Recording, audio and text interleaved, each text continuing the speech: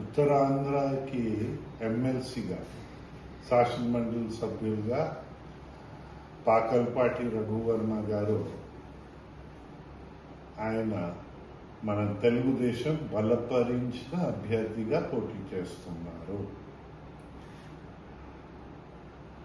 మన టీచర్స్కి వారి సమస్యలు కోసం కాన్స్టెంట్గా ఎప్పటి నుంచో కృషి చేస్తున్న వ్యక్తి ఆయన.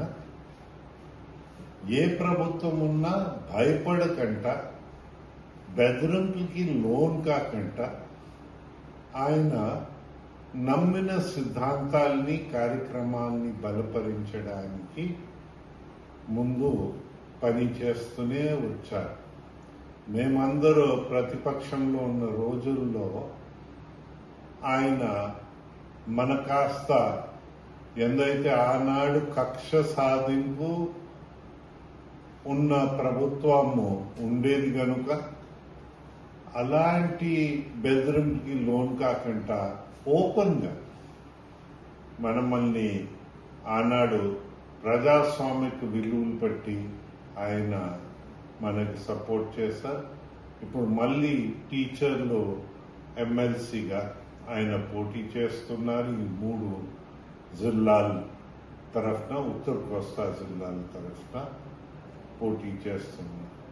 ఉత్తర కోస్తా జిల్లాలో నిర్లక్ష్యానికి గురి అయ్యాయి. ప్రత్యేకంగానే ధ్వంస ప్రభుత్వంలో చాలా ఇబ్బందులు ఇక్కడ పెరిగాయి. చాలా ధ్వంసాలు కూడా అయ్యాయి.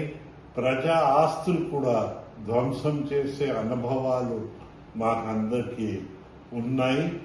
దాంతో తోడు అసలు ప్రైవేట్ వాళ్ళని కూడా పని చేయనివ్వలేదని మనకందరికీ కనిపిస్తా ఉందని విషయము మీకందరికీ జ్ఞాపకం చేస్తున్నా.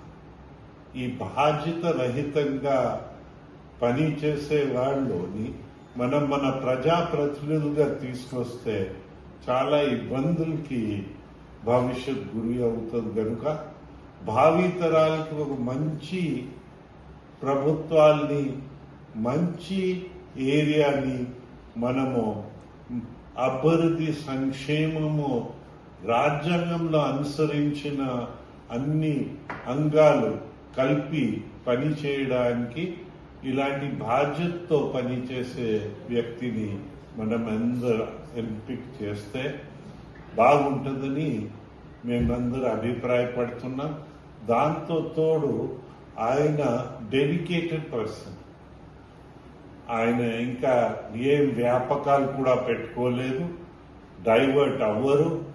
ఉన్న సమస్యల్ని పరిష్కారం కోసం ఆయన పూర్తి సమయం కేటాయిస్తారు కనుక ఆయన్ని మన ప్రజాప్రతినిధిగా టీచర్లందరూ ఆలోచించి నిర్ణయానికి వచ్చి ఆయన్ని గెలిపించి మనమందరూ కలిసికట్టుగా మళ్ళీ టీచర్లు గౌరవాన్ని, ప్రత్యేకంగానే టీచర్కి గౌరవం పోయే కాలంలో నుంచి ఆయనలాంటి నిలబడే మనిషి నుంచి నిలబడగలుగుతారు కనుక అలాంటి మనిషిని మనం తీసుకొస్తే బాగుంటుందని అభిప్రాయపడుతూ మీకు అందరికీ విజ్ఞప్తి చేస్తున్నాను.